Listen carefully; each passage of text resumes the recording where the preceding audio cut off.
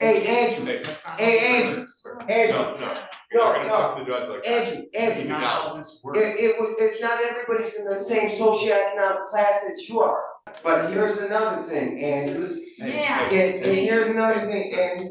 It don't make sense, Andrew. You smart, man. If it doesn't make sense, it doesn't make sense, Andrew. So get this. Some guy who claims to be a sovereign citizen strolls into court like he's about to school everyone on the Constitution. And the first thing he does? He starts calling the judge by his first name. Like, seriously? As if that's going to win him any points. What makes it even wilder is the fact that he was only there for a parking ticket. Just a simple fine. Pay it. Walk out. Go live your life. But no, this guy decides it's the perfect time to grandstand, argue, and try out his courtroom conspiracy script. Next thing you know, he's not heading home. He's spending the night in jail. All that drama over a parking violation. It blows my mind. Like, how do you fumble that hard over something so minor? I've seen people debate whether calling a judge by their first name is a big deal or not, and honestly, I'm curious. What do you think? Drop a comment and let me know where you stand. In the meantime, let's jump into the footage and watch this courtroom disaster unfold in real time. Yeah, we can talk. Yeah, come on up to the podium. We can talk, man. Hey, you Yeah, please. Yeah. two case files, 24-02561 and 93 days, right? Is that what you recommend? Yeah. That's what you recommend, but you were cool with it. You said no probation. And hey, Andrew. That's not Hey, how Andrew. this works. Andrew. No. You're not gonna talk to the judge like that. Andrew, That's not how this works. it's not everybody's in the same socioeconomic class as you are. And it was 400 for the tether just to buy it, and it was 300 for a month just to get it. The last thing I want to do is put you in jail because you're causing an upset to the court. I agree. Personally, I agree with that. What up, man? I need you to relax. Otherwise, I'm cool. You're Man. here on a review. Yeah, I'm here here is to to review. get you It's a review. Mr. Finley. Alright. Mr. Finley, you have to stop. Review. You have to stop. It's a review to get you back on the right track. Right, but here's another thing, and Yeah. here's another thing, and Sure. Stop. Let him talk. when we need people to, and you gave me time, that would be like giving someone time for a parking violation. It don't make sense, Andrew, you smart, man. That's not how this works. I'm gonna give you How a that- chance to relax. Just stand here and let's do the review. Mr. Young? I'm still here, good.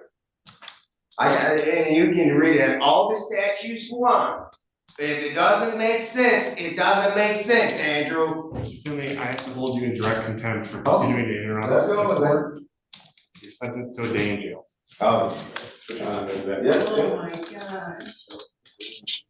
Honestly, I can't shake the feeling that this guy deserved way more than just a single night in jail for the circus he caused. The judge was surprisingly chill. Too chill, if you ask me. Part of me wondered if there was some weird history between them, like maybe they went to high school together or something. I mean, the way this dude kept casually calling the judge Andrew, it felt oddly personal, like there's a backstory we're all missing. Maybe he's been in that courtroom a few times before? Who knows? I didn't dig too deep since I couldn't even find the guy's name, but the whole thing was unintentionally hilarious. I mean, really, who calls someone by their first name while they're deciding your legal fate? That's a power move, or just pure cluelessness. And I still can't tell which it was. Was he trying to be smug and condescending, or is he just that unaware? Either way, it was total courtroom chaos. But buckle up, because up next is another sovereign citizen moment, this time featuring a full-on Karen who somehow managed to deliver one of the most bizarre, facepalm-worthy legal defenses I've ever seen. Midland Credit Management versus Rachel Langone, 24-04774. Council appearance, please. Yes, good morning, Your Honor. Elizabeth Smith, P63010, appearing on behalf of Midland. Plaintiff, please state your name for the record. Rachel Langone. Your volume is a little low. Okay. Is that any better? That's better. Okay, so today was the date that was scheduled for a motion for summary disposition that was filed by Midland. They're asking for the court to strike, excuse me, the defendant's answer and dismiss the counterclaim, saying that the counterclaim doesn't seek relief that the court could grant. She is seeking dismissal of the claims against her and asking for an award of $3,744. It does not go into any detail about anything my client would have done wrong.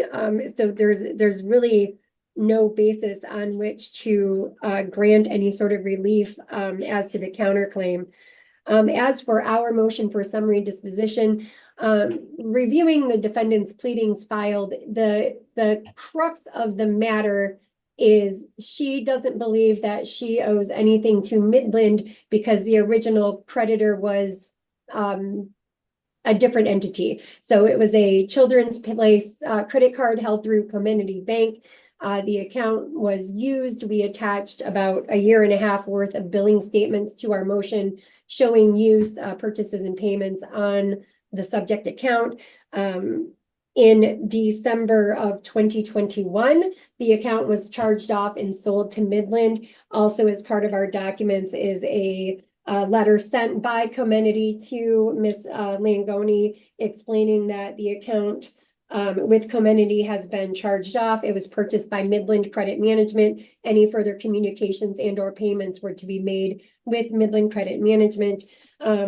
Ms. Langoni did in fact contact Midland and set up a payment plan. The payment plan was ultimately defaulted with only 1 or 2 payments having been applied to the account. So there's just really no issue left to resolve. Midland owns the account. The balance due and owing, there's no dispute as to that. There's no dispute that Ms. Langoni had the original card.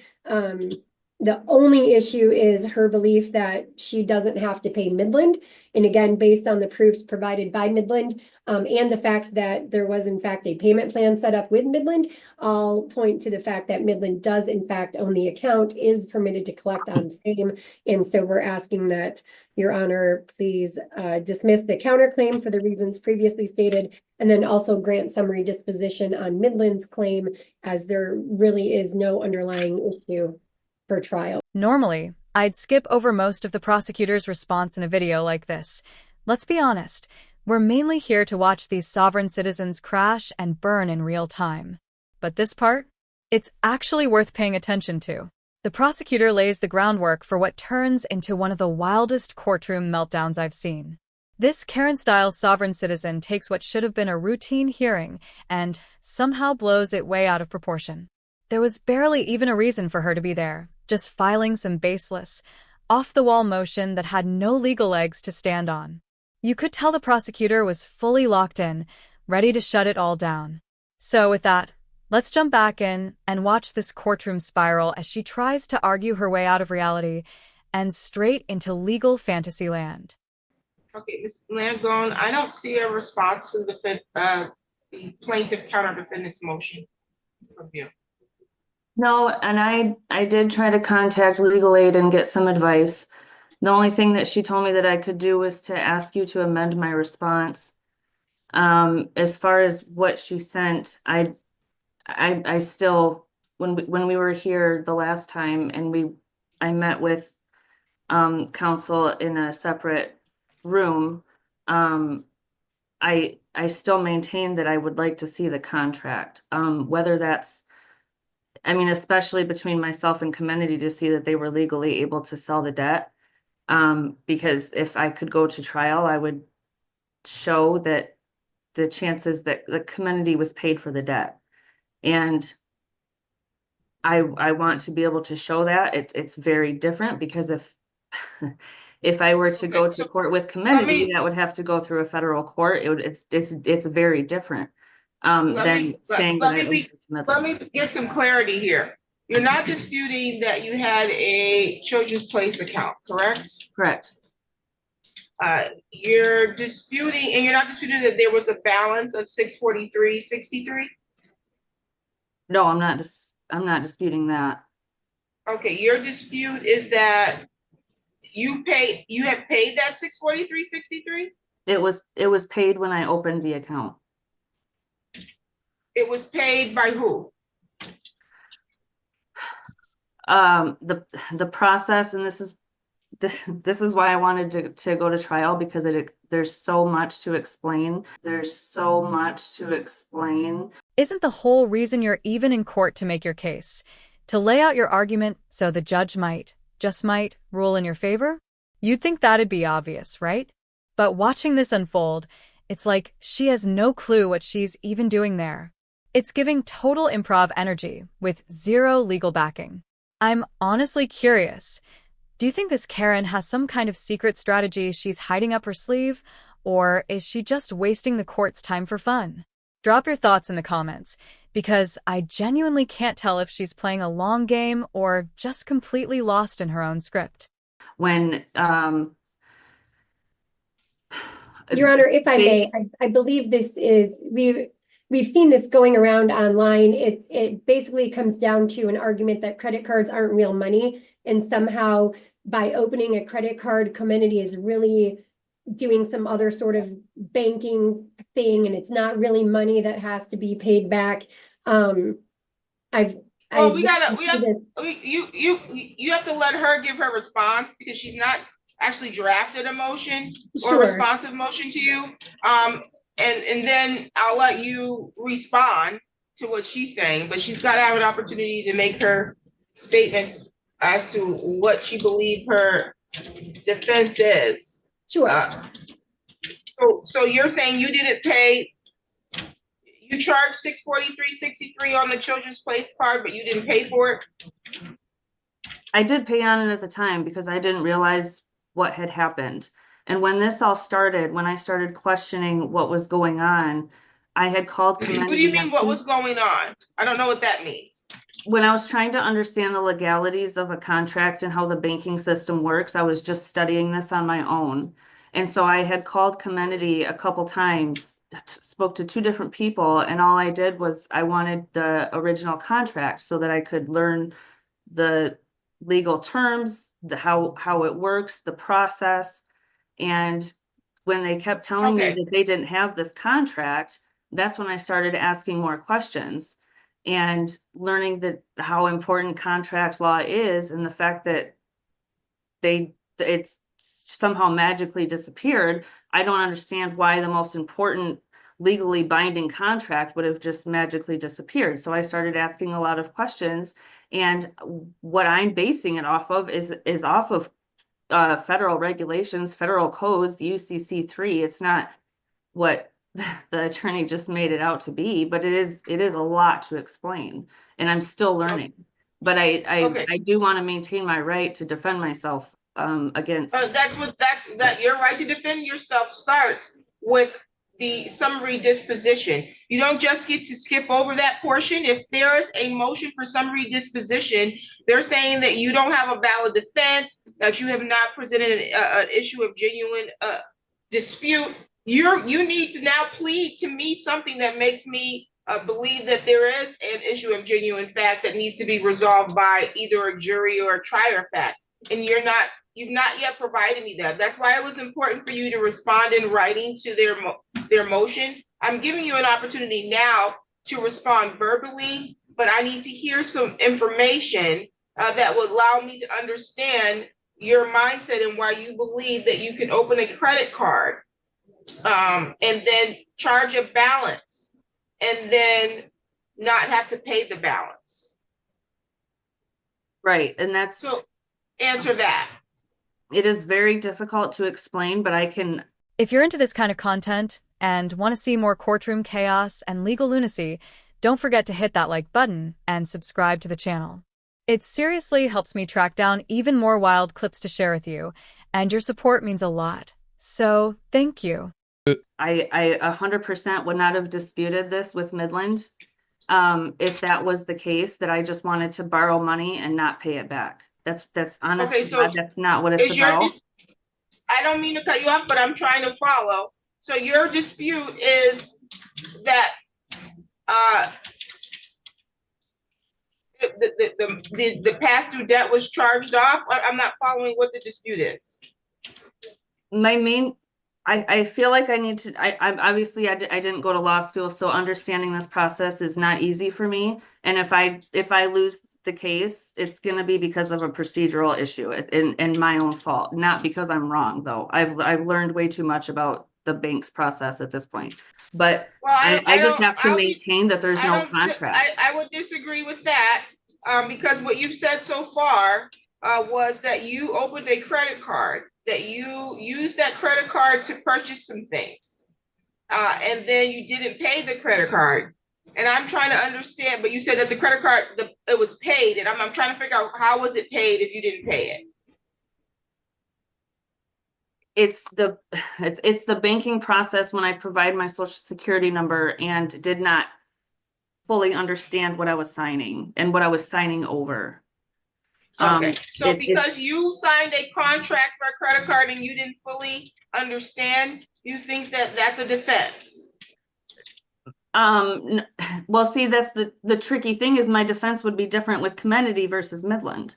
So Well, anytime we're not that- talking about that. We're not talking about what hypothetically your defense would be with Comenity. This is Midland Credit Management versus Rachel Lamco. So I'm maintaining that they don't have there's no contract to base any of the allegations in the papers that Midland has submitted. That it's Okay, it's so- all based off of if there was a contract, and there is no contract. There's no contract, you mean, between you and Midland Credit Union? Is that what you're saying? Or credit myself management? or myself in Comenity. Nobody has that contract. No, I didn't ask you either. if anyone had the contract or anyone's produced it. I've already stated on the record that you signed a agreement with Comenity. Right, but usually there's clauses in that agreement if they can legally sell my debt to a third party. So I would like to see that they could legally sell my debt to the third party. Okay, so your defense was that you wanted to see evidence that they could legally sell the debt to Midland. Yes. Okay. Any other defenses? No. Thank you. Okay, and then you filed a counter suit Yeah, that was for my time doing for it. your time. Yeah, What do you mean for your time? for responding and getting this suit that I don't agree with, and I figured if the attorney could get paid for their time, then I could get paid for mine. Do you believe that you should get paid $3,744 for your time? Yeah. So here's the deal. Rather than just paying off the debt she clearly owes, like any reasonable person would, this woman walks into court and demands money for her time. I mean, seriously. And the wildest part? She says it with a totally straight face, like she's the one getting scammed. It's moments like this that make you question if what you're watching is even real. It feels more like an episode of some off-the-rails reality show than an actual courtroom. Either she's fully convinced this nonsense is legit, or she stumbled across some sketchy legal advice in a Facebook group and decided to run with it like it's her golden ticket out of trouble. The cherry on top? When she boldly claims her defense is too complicated to explain. Like, wait, if you can't even explain your own defense, how on earth are you supposed to win with it? You seriously can't make this stuff up. Let me know in the comments what you think, because your takes on this kind of chaos are always a highlight. This whole situation is like walking into court with a coloring book and calling it your legal game plan. Absolute comedy. Oh. Your counterclaim is dismissed. It's not properly pled. You've not provided any basis upon which the court can grant you $3,744 for responding to a lawsuit, which I'm going to cut to the chase. It's very clear to me that you have opened up a credit card and you failed to pay the debt. Now, whether or not Comenity had the right to sell or transfer your debt to another entity, which is common in when you open up a credit card, that's unknown. Did you provide that information for her, Ms. Smith? We can't hear you. You might be muted. Sorry, I did mute myself because I had to cough. I don't believe so, other than the letter sent by Comenity to her indicating that the account had been sold and Midland now owns it and was able to exercise full rights to collect on it. That was sent to her back in December, excuse me, of 2021. And that was included as part of the documents attached to our motion. And then again, Okay. I would also emphasize that there was a payment plan made with Midland as well, so.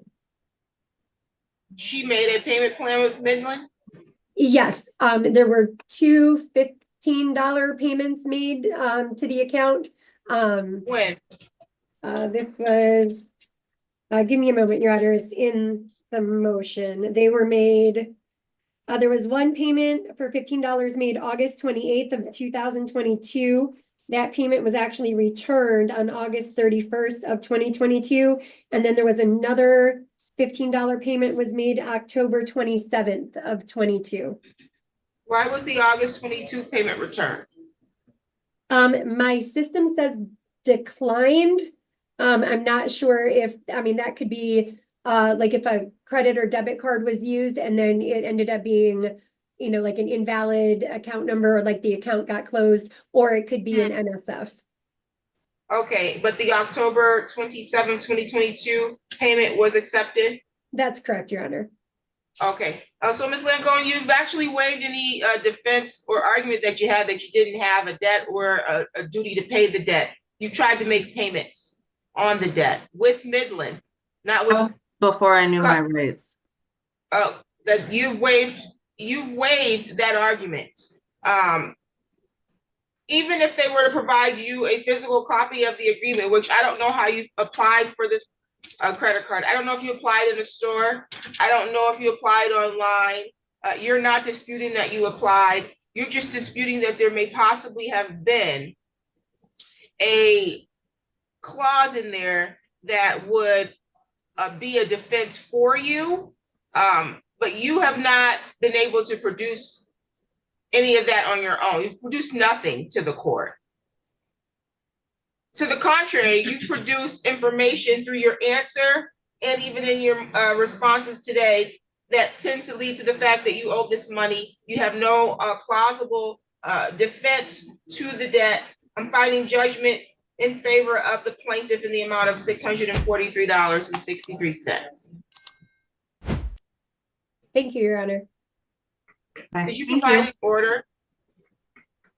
Certainly, we'll get that e-filed today, Your Honor. Oh, okay, thank you. You're all set for today. Thank you. Thank you. You're welcome. And just like that, she wraps it all up with a thank you, as if she didn't just hijack an entire hour of the court's time with a fantasy script. I mean, come on. Let me know in the comments if you actually think she'll pay that $600 back, or if she's going to whip out some made-up universal law about debt being a spiritual illusion. It's only $600, but to a sovereign citizen, that probably feels like they're being asked to surrender their soul. They treat paying a few bucks like it's a full-blown assault on their freedom. And the kicker? She genuinely believed she deserved $3,000 for her so-called research. What research? There wasn't a single legal argument that made sense, unless you count deep diving into Facebook conspiracy threads as a form of study. Honestly, it sounded more like she scrolled through memes for a few hours and came out thinking she had a law degree.